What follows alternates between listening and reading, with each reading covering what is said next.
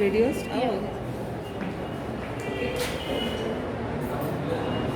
Okay, good morning all.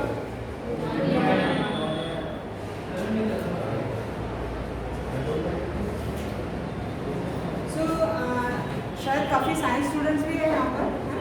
और बाकी सब आप लोग डिफरेंट फील्ड के होंगे. आर्ट्स से कौन कौन है एंड कॉमर्स. ओके, ठीक है. तो देखिए, जनरल साइंसेस या जो बेसिक साइंसेस के कुछ क्वेश्चंस आप, क्योंकि जैसे आप यहाँ फाउंडेशन देख रहे हैं आपके कॉम्पिटिशन एग्जाम के लिए, तो बहुत से क्वेश्चन कल ही मैंने देखा, बहुत से क्वेश्चन एमपीएससी या यूपीएससी में भी एसिड और बेसिस पर आते हैं या उससे रिलेट कंसेप्ट पर भी होते हैं, है ना. So that's why I select this topic to discuss. So acid and bases common word है, आप लोगों ने काफ़ी बार सुना है. मतलब डेली हमारा रूटीन इस सब्सटेंस से होता है. यस. सो देखिए, एसिड या बेसिस हम जब बोलेंगे तो इससे रिलेट कुछ जो स्टार्टिंग में कंसेप्ट्स आते हैं, जैसे एटम आप बोल रहे हैं या मॉलिक्यूल्स बोल रहे हैं या कंपाउंड, या आपने पहले पढ़ा होगा अणु या रेणु, हाँ, इस तरीके से मराठी में भी आपने पढ़ा होगा. सो वो थोड़ा डिटेल होना चाहिए, क्लियर, थोड़ा डिटेल होना चाहिए related to the periodic table. मतलब डिफरेंट एलिमेंट्स, है ना, कौन कौन से डिफरेंट जिसको आप अणु बोल रहे हैं वो किस तरीके से कंबाइन हो रहे हैं टू फॉर्म मॉलिक्यूल जिसको आप रेणु बोलते हैं. सिंपल एग्जाम्पल हम लेते, जैसे देखिए वाटर मॉलिक्यूल, पानी, वाटर मॉलिक्यूल, तो क्या होता है वाटर मॉलिक्यूल? H2O. ओके. सो H2O में यहाँ पर कॉम्बिनेशन किसका है? Atoms, hydrogen atom, oxygen atom to form molecule, right. तो यहाँ पर ऐसे ही एसिड एंड बेसिस भी मॉलिक्यूल्स हैं जो कुछ एलिमेंट के कॉम्बिनेशन से बनते हैं. लेकिन इनमें बेसिक क्वेश्चन कौन से पूछे जा सकते हैं या बेसिक एसिड बेसिस हमको कौन से देखने होंगे?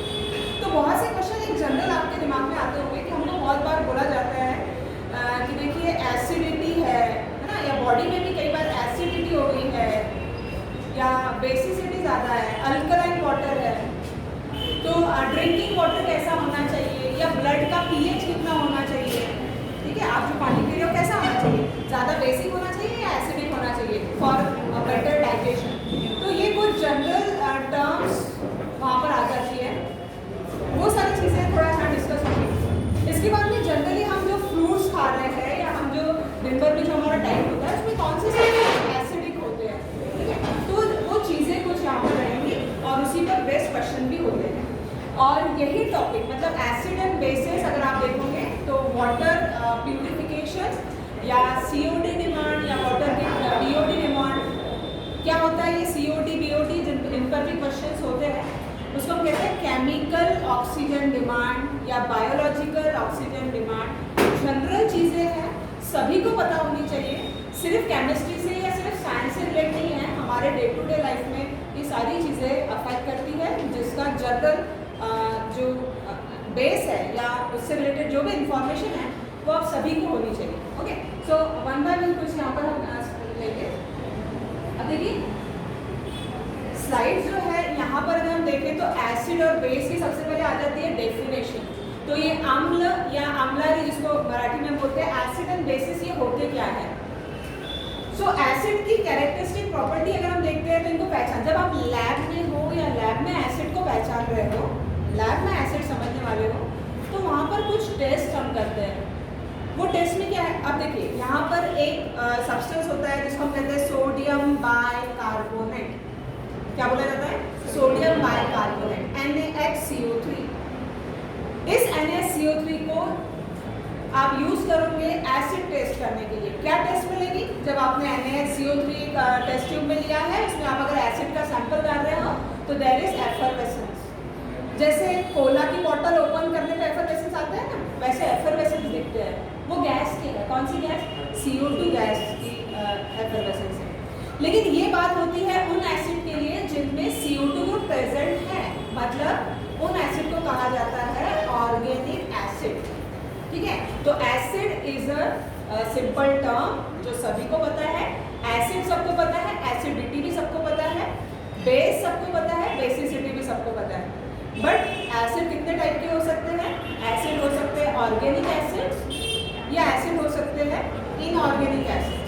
ठीक है, ऑर्गेनिक एसिड बहुत ज़्यादा स्ट्रॉन्ग एसिड नहीं होते हैं, इसीलिए हमारे फूड स्टफ में जो चीज़ें आप खा रहे हैं उनमें भी आपको वो एसिड मिल जाते हैं।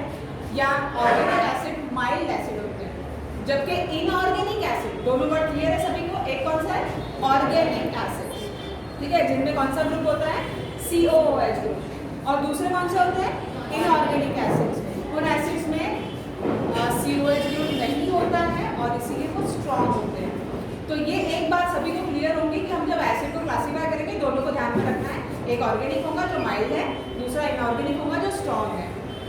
लेकिन डेफिनेशन क्या है या कौन से डेफिनेशन पर आपको क्वेश्चन हो सकते हैं? तो देखिए, यहाँ पर एसिड की डेफिनेशन के लिए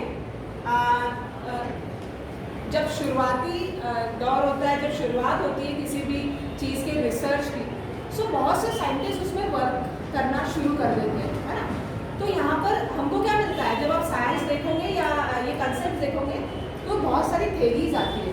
तो आज आप लोग प्लीज़ थोड़ा नोट भी करना है और उन पॉइंट्स को बाद में ना थोड़ा आप डिटेल में और देखेंगे। मतलब अभी तो मैं डिटेल में बताने वाली हूँ, लेकिन लिखना पॉसिबल नहीं है सारी चीज़ें। सो आप सिर्फ हेडिंग उसकी नोट करिए। So I am going to explain the definition of acid, what is actually acid according to scientist Arrhenius. Scientist Arrhenius के अकॉर्डिंग एसिड क्या है? ठीक है, तो अरेनियस इन्होंने एसिड को कैसे एक्सप्लेन किया? इनके अकॉर्डिंग, इन साइंटिस्ट के अकॉर्डिंग एसिड ऐसा सब्सटेंस है जो H पॉजिटिव आयन्स फॉर्म करता है।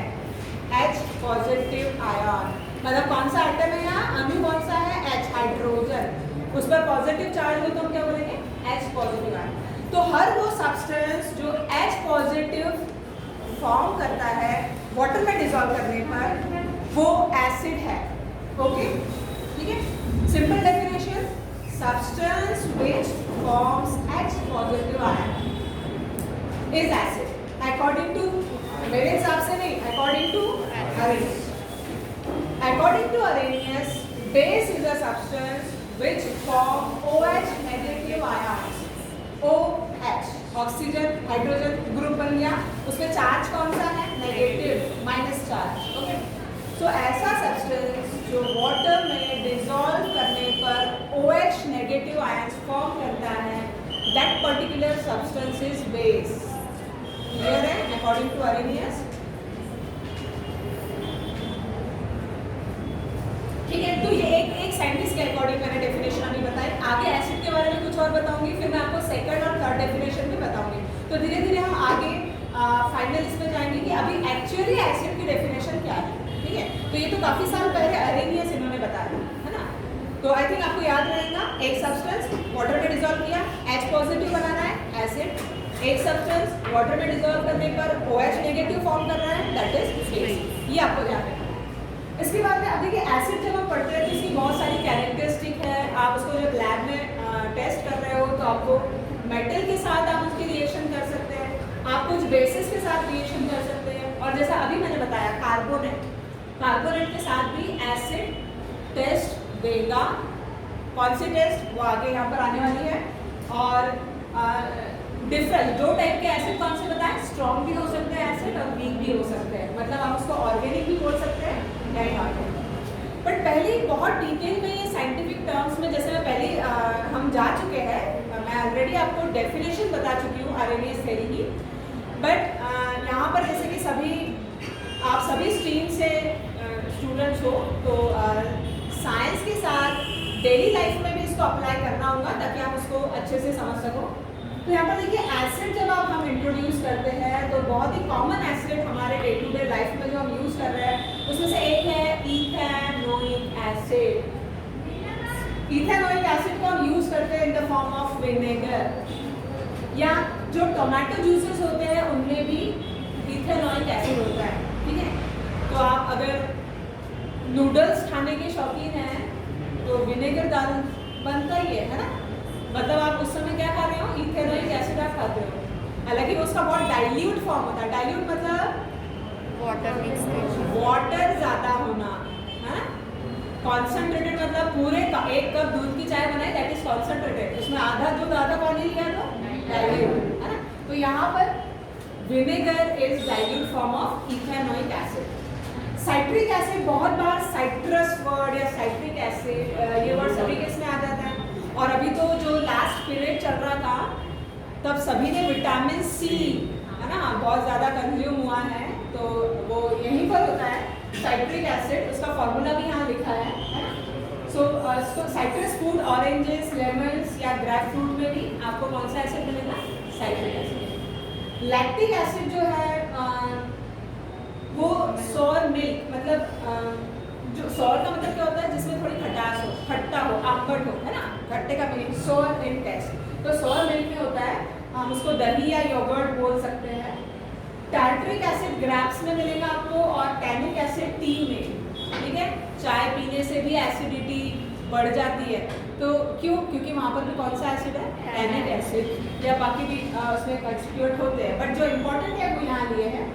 So these are the acid which are commonly used in our daily lives, ठीक है। तो ये अब आपको याद आएगा, जब आप ऑरेंज जूस पियोगे ना एसिड का नाम याद आ जाएगा, कौन सा एसिड है, साइट्रिक एसिड। इसके बाद में देखिए कुछ एसिड है जो बहुत स्ट्रॉन्ग एसिड होते हैं, क्योंकि जनरली क्या होता है ये बताया जाता है कि आप लैब में भी हम लोग, जैसे हमारा केमिस्ट्री लैब में जब हम स्टूडेंट्स आते हैं प्रैक्टिकल्स के लिए तो हम उनको पहले ही बोल देते हैं कि एसिड की बॉटल या एसिड को प्रॉपरली हैंडल कीजिए, है ना, बिकॉज कुछ एसिड बहुत स्ट्रॉन्ग है। HCl फ्लोर क्लीनर में जो आपके घर में होता है दैट इज HCl, स्ट्रॉन्ग होता है। देखा है कभी कि जब आप फ्लोर पर वो HCl ले रहे हो तो कैसे डर्ट के साथ उसमें आपको क्लीनिंग एक्टिविटी दिखाई देगी, डर्ट पूरा ऊपर आ जाता है विद बबल्स और वो जगह साफ होगी, है ना। तो क्यों होती है, क्योंकि वो एसिड वहाँ की गंदगी के साथ या वहाँ के पार्टिकल के साथ अपना बॉन्ड बना लेता है, ठीक है, तो वो स्ट्रॉन्ग एसिड है। दूसरा देखिए sulphuric acid, very very strong acid, sulphuric acid, and HNO3 is also one of the mineral acid which is very very strong. ये सभी मिनरल एसिड है जो हमारे स्टूडेंट जो केमिस्ट्री के उन्होंने लैब में इस तरीके की बॉटल देखी है, रिएजेंट बॉटल्स, और ये स्ट्रॉन्ग एसिड है। तो जो स्टार्टिंग में मैंने आपको दो टाइप बताया, एक ऑर्गेनिक जो इतना स्ट्रॉन्ग नहीं होता है, दूसरा इनऑर्गेनिक जो काफ़ी स्ट्रॉन्ग होते हैं, बस ये वही है, ये ज़्यादा स्ट्रॉन्ग नहीं है क्योंकि अब ये ईटेबल है, हमारे फूड स्टफ्स में भी होते हैं। और ये जो नीचे के तीन एसिड दिख रहे हैं ये तीनों स्ट्रॉन्ग एसिड में वेरी वेरी स्ट्रॉन्ग। मैडम अचार के अंदर कौन सा एसिड पाया जाता है, अचार जो रहता है अपना खाने के लिए? हाँ, उसमें आप देखिए, अगर आप ये जो फ्रूट्स देख रहे हैं ना, जो फ्रूट में जो एसिड्स रहेंगे, टार्ट्रिक एसिड या ये वो फिर मैंगो रॉ मैंगो में अलग होता है, राइपन होने के बाद में अलग मिलेगा, तो खट्टे इसमें ये सारी चीज़ें मिलती है। और उसमें हम अचार के प्रिजर्वेटिव के फॉर्म में बेंजोइक एसिड का भी ईस्टर ऐड करते हैं, जिसको हम प्रिजर्वेटिव सोडियम बेंजोएट बोलते हैं, है ना। तो अगर आप मार्केट से अचार की बोतल लेते हैं तो वहाँ पे आपको पीछे वो प्रिजर्वेटिव मिलेंगे, वो सारे एसिड के डेरिवेटिव ही है। माचिस की तीली के अंदर कौन सा एसिड है? एसिड नहीं, वो फॉस्फोरस होता है ऊपर, उसमें एसिड रहता है। अच्छा, वो हम थोड़ा बाद में और भी डिस्कस करेंगे। अब देखिए यहाँ पर कॉन्सेंट्रेटेड और डाइल्यूट का मीनिंग मैंने आपको पहले ही बताया। Concentrated contain large amount of acid, while dilute contain very small amount of acid in water. तो आपने पानी में एसिड लिया है या एसिड में पानी लिया है, ये से पता चलेगा कि कितना कॉन्सेंट्रेटेड है। ज़्यादा एसिड है तो that acid is very very concentrated. अगर आपने वाटर ज़्यादा ले लिया है 100 ml में 1 ml एसिड, तो वो डाइल्यूट होगा। और अच्छा, ये जो डाइल्यूशन है इनको एक्सप्रेस करने के लिए यूनिट होते हैं, जैसे आप kg में या आप ग्राम्स में या किलोमीटर, मीटर, ये यूनिट्स है, लेंथ के है, वेट के है। तो यहाँ पर कॉन्सेंट्रेशन किसका आएगा? Moles per DM cube.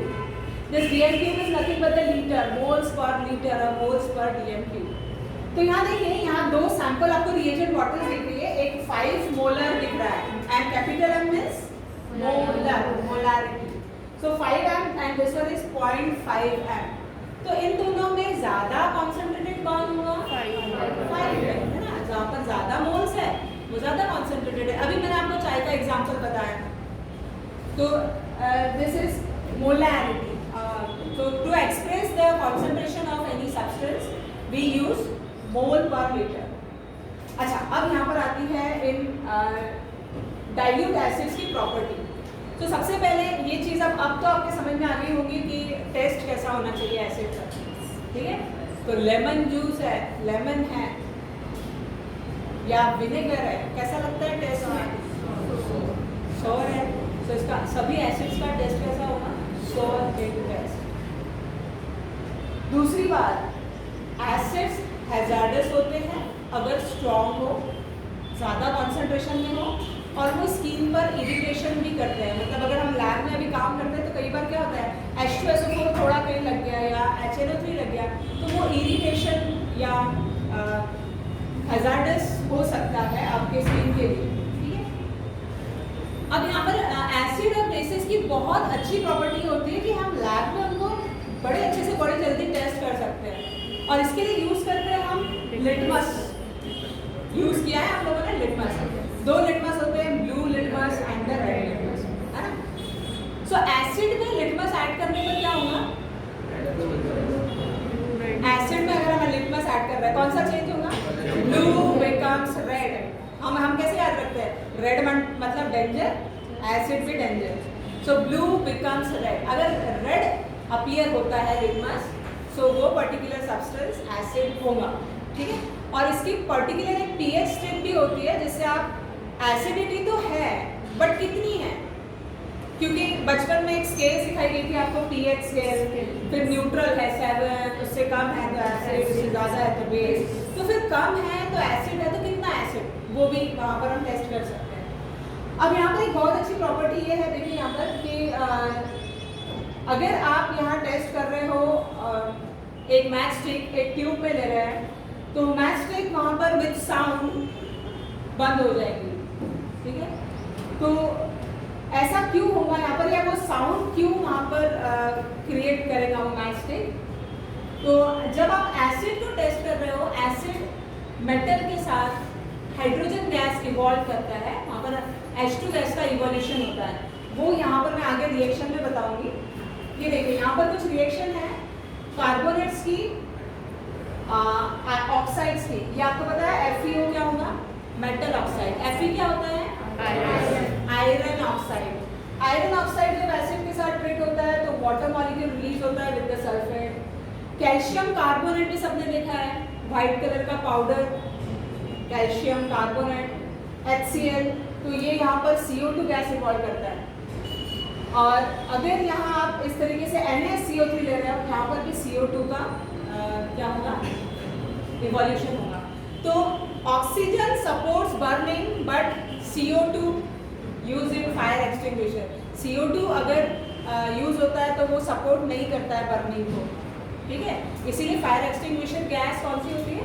CO2। अगर ऑक्सीजन हो तो वो क्या करेगा? सपोर्ट करेगा, है ना? तो ये यहाँ पर ध्यान रखना है कि ये टेस्ट हो जाता है, और इसका इस तरीके से हम लैब में एसिड और ये कार्बोनेट लेकर यहाँ यूज कर सकते हैं। ओके, सो वहाँ कैल्शियम कार्बोनेट और एसिड और व्हाइट पीपीटी इधर आ रहा है। ये व्हाइट पीपीटी रहेगा CO2 गैस का। तो यहाँ अगर व्हाइट दिखने लगा ना तो समझ जाना है कि यहाँ से CO2 गैस इवॉल्व हुई है और यहाँ पर कलेक्ट हो गई है। तो हर मेटल कार्बोनेट एसिड के साथ क्या रहेगा? Evolution of CO2 gas. तो कई बार यहाँ पर मैचस्टिक्स फायर होना बंद हो जाती है because CO2 is not support burning. Burning को सपोर्ट नहीं करता है, बर्निंग को सपोर्ट ऑक्सीजन गैस करेगा, ठीक है? यहाँ पर कुछ ये मैं बहुत ज़्यादा डिटेल में नहीं लूँगी क्योंकि यहाँ आयनिक रिएक्शंस है, ये हमारे सिर्फ दिखाऊंगी यहाँ। अच्छा, आप लोगों ने मेटल सुना है, धातु बहुत सारे, कौन कौन से मेटल्स पता है आपको? जैसे आपने गोल्ड, सिल्वर, कॉपर, आयरन है, और मैग्नीशियम भी है। हमारे डे टू डे लाइफ में हम मैग्नीशियम नहीं यूज करते हैं, करते हैं क्या? सोना, चांदी, गोल्ड, सिल्वर, कॉपर, जिंक, ये सभी को पता है, तांबा, पीतल, ठीक है। वैसे ही मैग्नीशियम भी मेटल है। अब यहाँ पर हम ये क्यों लेते हैं?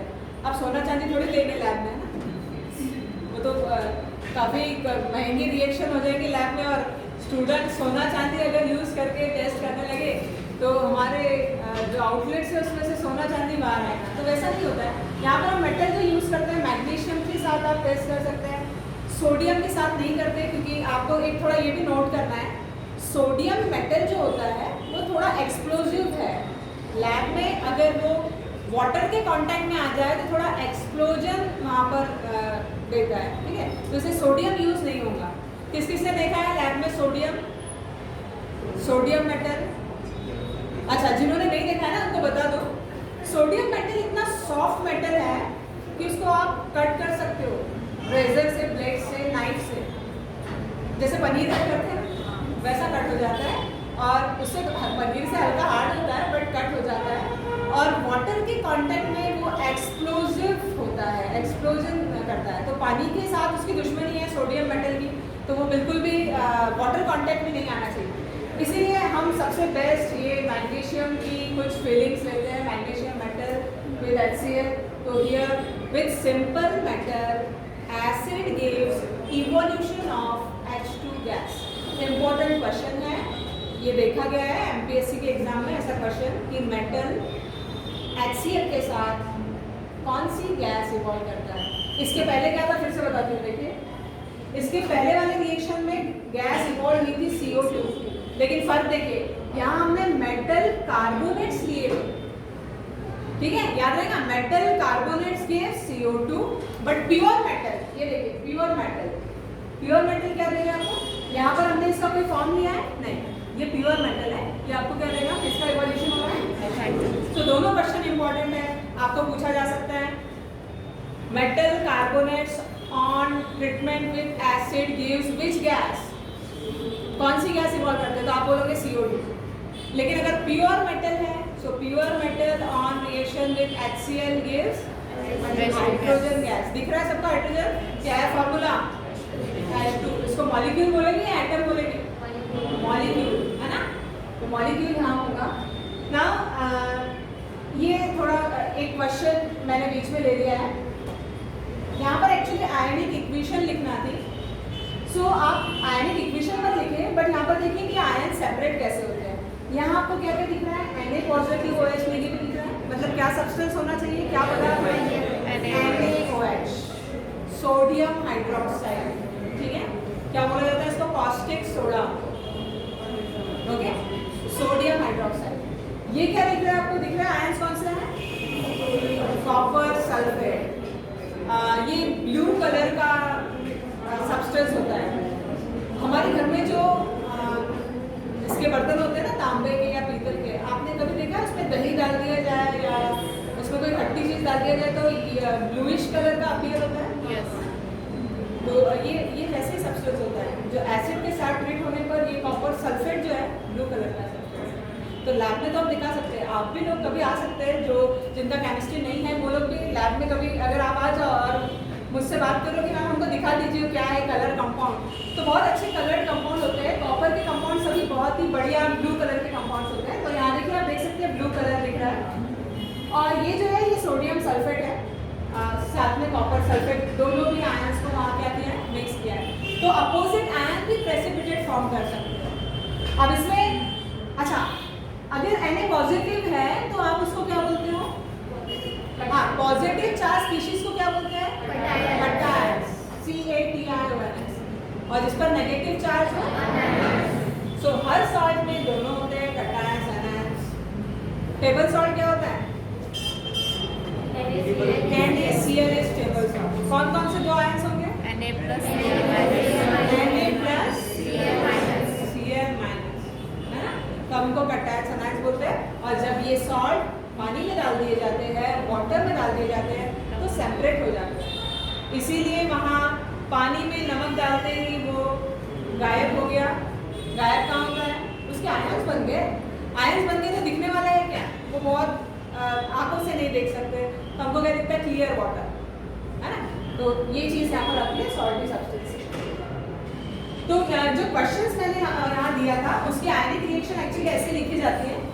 एक आध क्वेश्चन कहीं दिखा, बट इसको हम आगे बढ़ेंगे। हाँ, अभी मैंने ये दिया, अगर क्वेश्चन आता है अगर एक पीस आयरन का और लेमन जूस साथ में लिया जाए तो क्या होगा? Iron piece, lemon juice. What is lemon juice? Which acid? तो मेटल एसिड रिएक्शन होगी। क्या मिलेगी आपको? Effervescence of colourless and odourless gas. अभी बताया, प्योर मेटल एसिड के साथ H2 गैस इवॉल्व करता है, बताया था अभी थोड़ी देर पहले। तो ऐसा क्वेश्चन आ जाए तो आप क्या सेलेक्ट करोगे? Which gas?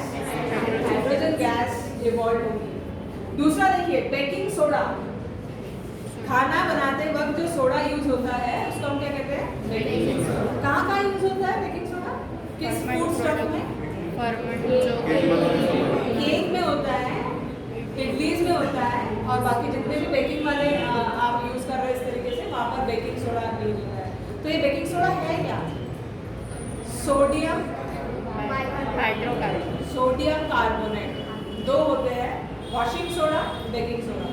Sodium carbonate and sodium bicarbonate. जो चीज़ आपको याद नहीं है आप ऊपर मार्जिन पर लिख कर रखिए, और आप बाद में उसको, क्योंकि सारी चीज़ें पूछी गई है, वही क्वेश्चन हम यहाँ ले रहे हैं, आपको दोनों भी चीज़ें बतानी चाहिए। तो यहाँ बेकिंग सोडा ले रहे हैं। बेकिंग सोडा जब विनेगर के साथ हो, अभी बताया, what is vinegar? Which acid? Ethanoic acid.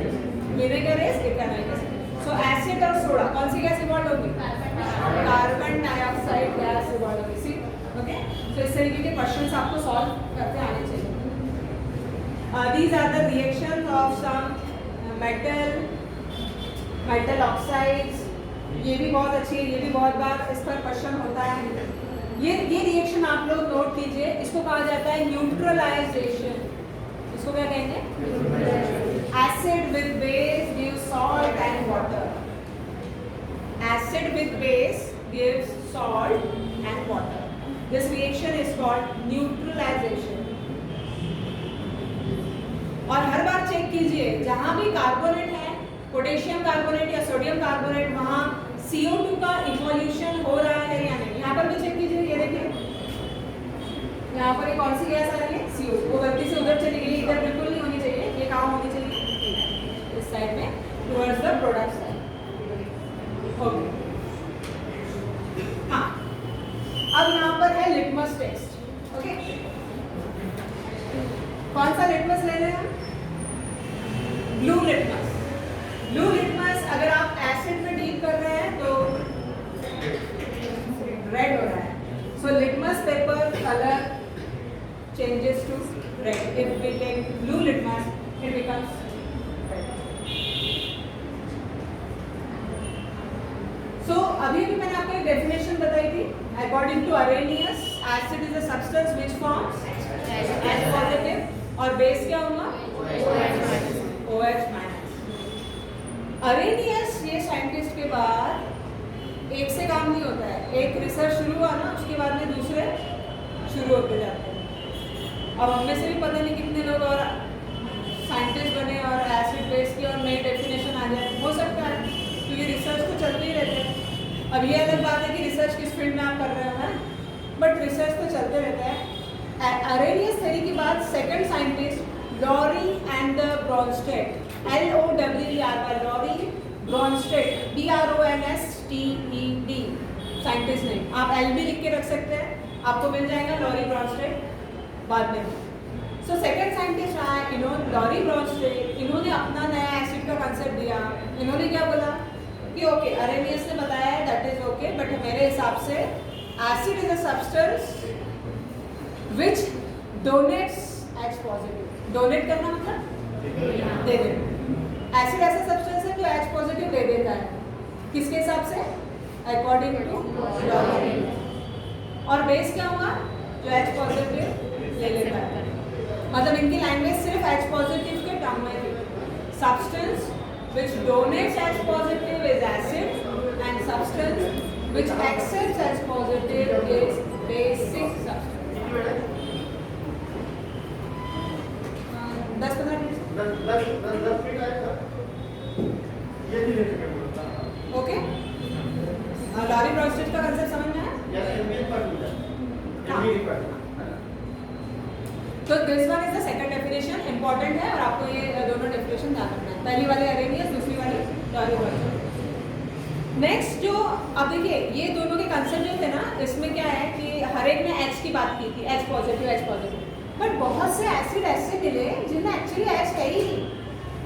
जैसे CO2 देखिए, CO2 ऐसा ना, इसका एसिडिक नेचर है, वो एसिड है। SO2 है, एसिडिक नेचर है। तो अब यहाँ पर H तो है ही नहीं ना। आप अगर CO2 लिख रहे हो तो वेयर इज H, SO2 लिख रहे हो वेयर इज H तो है ही नहीं। तो फिर यहाँ पर नए साइंटिस्ट लेविस, LEWIS, लेविस इन्होंने अपना न्यू कंसेप्ट दिया और आज जो हम थ्योरी को एक्सेप्ट करके आगे बढ़ रहे हैं, चल रहे हैं, वो कंसेप्ट है Lewis concept of acid and bases. और इनके according acid is a substance which accepts lone pair, जो इलेक्ट्रॉन लेता है। इलेक्ट्रॉन सभी को पता है, इलेक्ट्रॉन लेता है। जो इलेक्ट्रॉन लेगा वो सब्सटेंस एसिड है, जो देगा वो बेस है। क्लियर है? इसमें ऑब्जेक्टिव हो सकते हैं। इन तीनों कंसेप्ट को ध्यान से रखना है। इस पर क्वेश्चन हो आप प्रॉपर वैसा ही ऑप्शन सिलेक्ट करिए। According to Lewis what is acid? Lone pair acceptor is acid and this is final. उसके बाद किसी ने काम नहीं किया, ये एक्सेप्टेड है। आज भी हम किसी भी एसिड को बताएंगे तो उसकी एसिड टेस्ट की जाएंगी कि वो इलेक्ट्रॉन ले रहा है या इलेक्ट्रॉन लॉस कर रहा है। तो according to that acid proper रहेगा। ये देखिए एफरवेसेंस ऐसे दिखाई देते हैं जब हम लैब में टेस्ट करते हैं। तो बाइकार्बोनेट के एफरवेसेंस, ये ग्लास बीकर है जिसमें आपको बबल्स दिख रहे हैं, इसको हम क्या कहते हैं? इस बबल्स को ही एफरवेसेंस। ये एफरवेसेंस आपको एसिड में मिलेंगे। और ड्रिंकिंग जो कुछ ब्रेवेजेस होते हैं, है ना, वहाँ पर भी आपको CO2 के एफरवेसेंस मिलते हैं। अब देखिए एसिड जो है, ये यहाँ पर मैंने जो एसिड ली है, एसिड को टेस्ट किया जाता है उसकी बेसिसिटी के अकॉर्डिंग। मतलब अब दोनों वर्ड एक जैसे होंगे ना कि आप क्या बोल रहे हैं, एसिडिटी बोल रहे हैं या बेसिसिटी बोल रहे हैं। तो मैं यहाँ ये बोल रही हूँ एसिड की बेसिसिटी होती है, मतलब एसिड कितने H पॉजिटिव फॉर्म करने वाला है, उस हिसाब से इसको मोनो या डाई या ट्राई बेसिक एसिड बोला जाता है। जैसे अगर हम HCl लेते हैं, ये HCl कहाँ मिलता है, क्या बता रहे हैं आपको? हमारे यहाँ जो फ्लोर क्लीनर होता है लैब में, घर में, लैब में भी होता है। सो ये फ्लोर क्लीनर पर आप ध्यान से देखना, कुछ कैन आती है या बॉटल में आप घर में देखते हैं क्लीनिंग पर्पस के लिए, उस पर लिखा होता है हाइड्रोक्लोरिक एसिड। तो ये hydrochloric acid mono basic acid है। वाई? क्योंकि इसमें कितने H दिख रहे हैं? Only one. इसमें भी वन है, इसमें भी वन है, that's why these two are also mono basic. यहाँ पर देखिए H2SO4, यहाँ पर कितने हैं? 2 है, तो इसका क्या बोलेंगे? Di basic acid. थर्ड देखिए फॉस्फोरिक एसिड, इसको क्या बोलेंगे? Tri basic, because number of H positives are 3। So इसको आप बेसिसिटी, क्वेश्चन पूछा जा सकता है, आपको एक एसिड दे दिया, क्वेश्चन पूछा जा सकता है what is the basicity of this acid. अगर आपको सपोज एग्जाम में ये क्वेश्चन दिया H3PO4 फॉस्फोरिक एसिड और पूछा गया what is the basicity of this acid, तो आपका आंसर क्या होगा? क्यों? 3H पॉजिटिव प्रेजेंट है। तो इसके अकॉर्डिंग भी क्वेश्चन यहाँ हो सकते हैं। Strength of acid is the same, जैसे मैंने बताया था एसिडिक स्ट्रेंथ, अगर वो वाटर में कंप्लीटली आयनाइज होता है तो उसको स्ट्रॉन्ग एसिड बोलते हैं, और अगर पूरे तरीके से आयनाइज नहीं होता है तो उसको हम क्या बोलेंगे? क्वेश्चन, अगर एसिड पानी में डालने के बाद पूरा डिजॉल्व हो गया है ना, चला गया, उसमें क्लियर सॉल्यूशन आपको मिल रहा है, तो उसको कौन सा बोलेंगे? स्ट्रॉन्ग। अगर एसिडिक सब्सटेंस डिजॉल्व करने पर पूरे तरीके से सॉल्युबल नहीं हो रहा है, आपने बहुत स्टर किया तब भी घंटा भर लग रहा है उसको, 1 आवर या उससे ज़्यादा समय लग रहा है डिजॉल्व होने में, तो फिर वो किस कैटेगरी में आ जाता है? तो जनरली स्ट्रॉन्ग एसिड कौन से बताए हैं? इनऑर्गेनिक एसिड कौन कौन से? HCl, H2SO2, वो स्ट्रॉन्ग है। तो ये एसिडिक स्ट्रेंथ की यहाँ पर होती है level.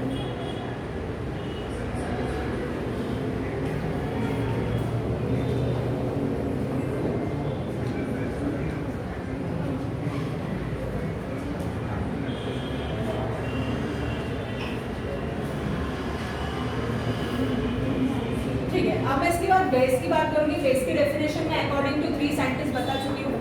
According to Arrhenius, according to Lowry Bronsted and according to Lewis, तीनों के according what is acid and what is base आपको समझ में आ गया है। आप वो प्रॉपर अब ऑप्शन सिलेक्ट कर सकते हैं, है ना? सभी को समझ में आया ना? Arrhenius, Lowry Bronsted and Lewis. तो बेस हमारा हो चुका है।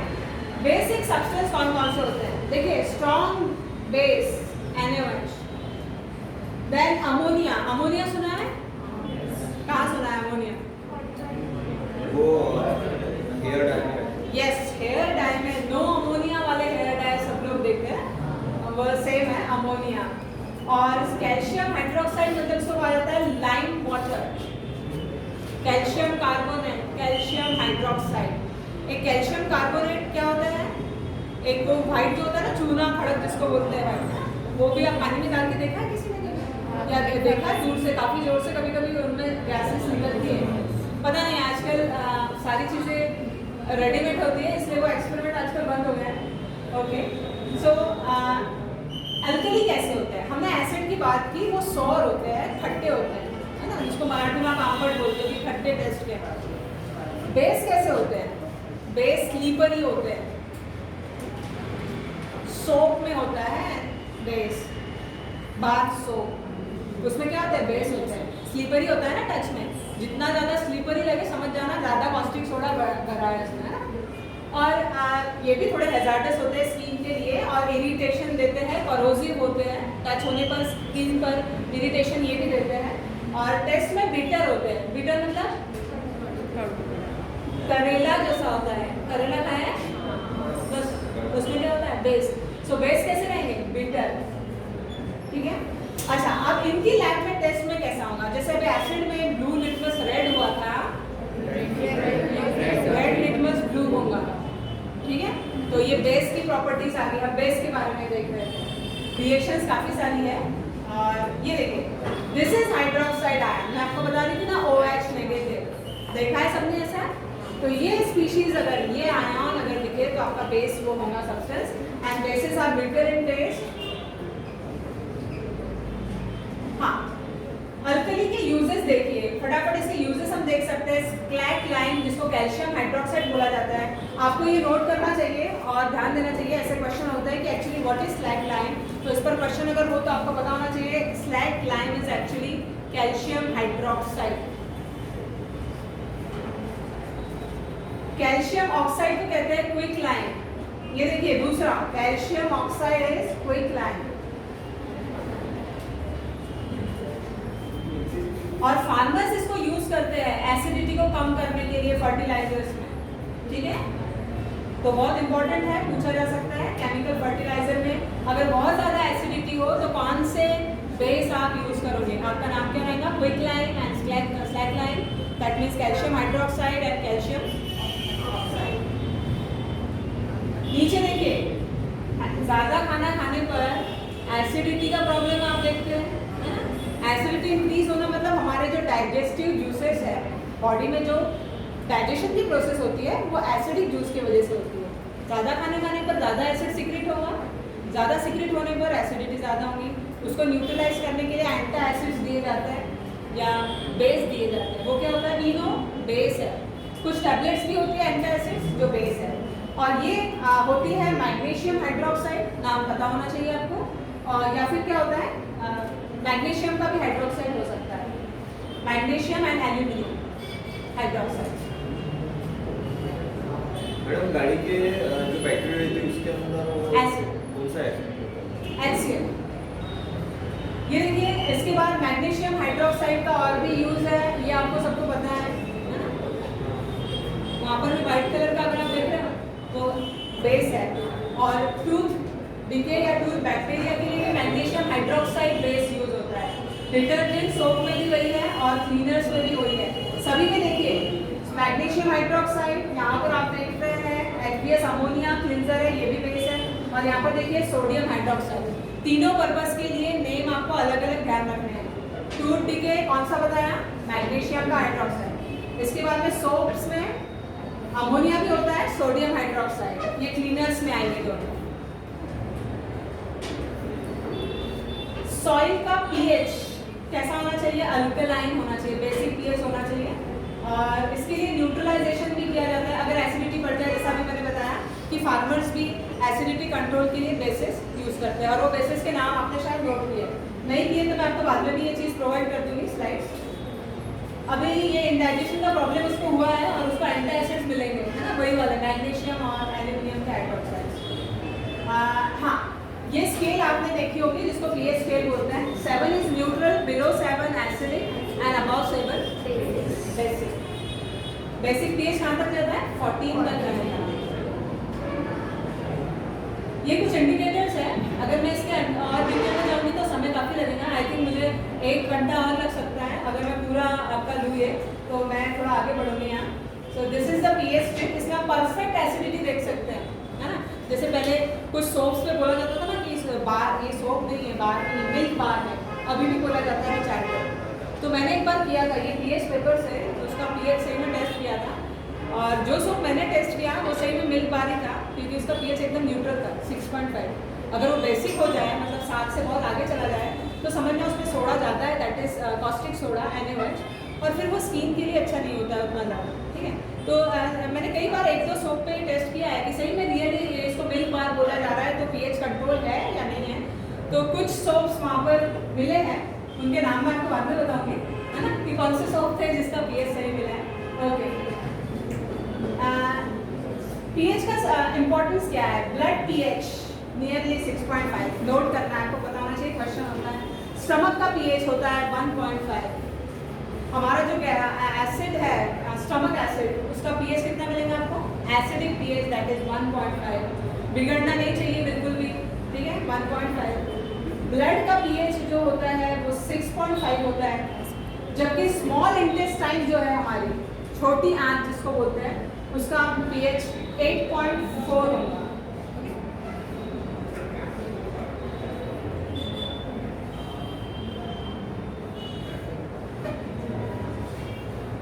इसके बाद में एसिड और एसिड के डेरिवेटिव्स या सब्सटेंसेस कहाँ पर यूज होते हैं? फूड प्रिजर्वेशन में, जैम, पिकल्स या जितनी भी ऐसी चीज़ें जो बनाकर काफ़ी समय तक स्टोर करना हो, उनमें एसिड के डेरिवेटिव्स यूज किए जाते हैं ताकि वहाँ का पीएच प्रॉपर रहे और वहाँ पर कोई दूसरे बैक्टीरिया डेवलप ना हो।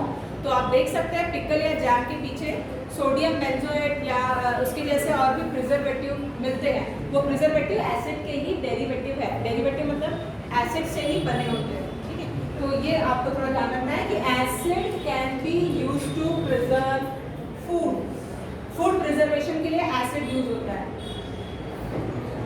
चलिए ठीक है, ये भी अब आ गया है। यहाँ पर कुछ फ्लावर्स या फ्रूट्स, इनका पीएच भी यहाँ डिस्कस किया है, तो इसको आगे बढ़ते हैं। ये सारे डेली यूज के जो जितने भी सब्सटेंस आपको मिलेंगे, ये इसमें सब में ही वीक एसिड होता है।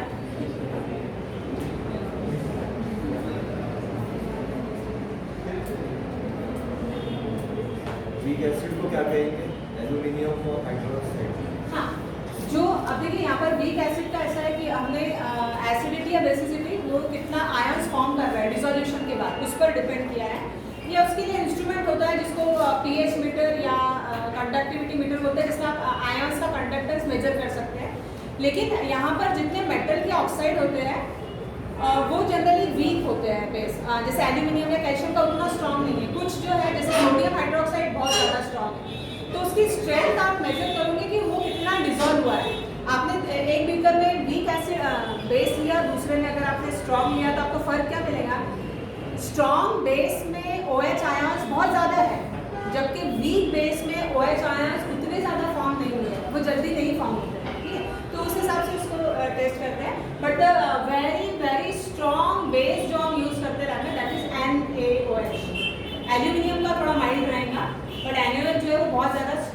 बेस रहेगा। वो जो कपड़े के ऊपर जो इंक वगैरह लगने के जो दाग रहते हैं वो एल्यूमिनियम हाइड्रोक्साइड से निकलते हैं। कपड़े के ऊपर जैसे इंक वगैरह अपने बाहर छूटे जाते हैं। हाँ, वो थोड़े ब्लीचिंग एजेंट होते हैं। वो अब ब्लीचिंग में दोनों चीज, ब्लीच अगर आप देखोगे ना तो उसमें कॉम्बिनेशन है पूरा, है ना। ब्लीच अगर बनाया जाता है सोडियम और क्लोराइड के साथ, या ऑक्सी ब्लीच होते हैं तो उसमें ऑक्सीजन भी बहुत होता है, तो उससे फिर वो क्या होता है, वो बॉन्ड बना लेते हैं आपके इंक के साथ और उसको निकाल लेते हैं बाहर। ये एक चार्ट थोड़ा ध्यान रखना एसिड एक्सट्रैक्ट के लिए। ये हमारे स्टमक का एसिड है। ये टोमेटोज में मिलने वाला एसिड आपको 4 तक मिलेगा। वाटर जो है न्यूट्रल है, बट ड्रिंकिंग वाटर पूरा न्यूट्रल नहीं होना चाहिए, स्लाइटली वो लेस पीएच होता है ड्रिंकिंग वाटर का। स्टमक टैबलेट जो है वो बेसिक नेचर की रहेंगी, और जो आपका ब्लीच जिनकी बात ये कर रहे थे अभी, ब्लीच कैसा होता है, ऑक्सी ब्लीच या सोडियम ब्लीच जो होते हैं वो 13-14 pH के रहेंगे। लाइक जो प्रोडक्ट मिलता है मार्केट में वैनिश वगैरह बोलते हैं, ये भी कुछ फूड प्रोडक्ट्स हैं, आप देख सकते हैं इसमें यहाँ पर देखिए डायरेक्ट सोडियम हाइड्रोक्साइड सबसे ज़्यादा स्ट्रॉन्ग बेस अभी मैंने बताया। जितना ज़्यादा पीएच उतना ज़्यादा बेसिक नेचर, ये ध्यान में आ गया। मतलब अगर 7 के बाहर आप जा रहे हो, 8, 9, 10, 11, 12, 13, 14, तो बेसिक नेचर बढ़ता जा रहा है, और 7 से कम क्या होगा, ओके। सो ये सारी चीज़ें बताई यहाँ पर, ये सारी चीज़ें हमने ली है एसिड और बेस से रिलेटेड। अगर इससे रिलेटेड आपको कोई और भी क्वेश्चन हो तो मैं केमिस्ट्री लैब में होती हूँ, आप चाहे तो वहाँ पर आकर पूछ सकते हैं। Related to chemistry, related to my science मतलब केमिकल साइंस, आपको जो भी क्वेश्चन है आप कभी भी पूछ सकते हैं, नो प्रॉब्लम। क्योंकि आज टाइम की कमी है तो शायद मुझे यहीं पे वाइंड अप करना पड़ेगा, बट एक क्वेश्चन आपको मिल जाएगा आज, जैसे आपको टेस्ट मिलती है वो आप सॉल्व करिए, इन्हीं पर बेस्ट कुछ क्वेश्चन आपको, okay. Thank you very much. Ma'am आपने पहले ब्लड की जो पीएच है वो 6.5 बताई,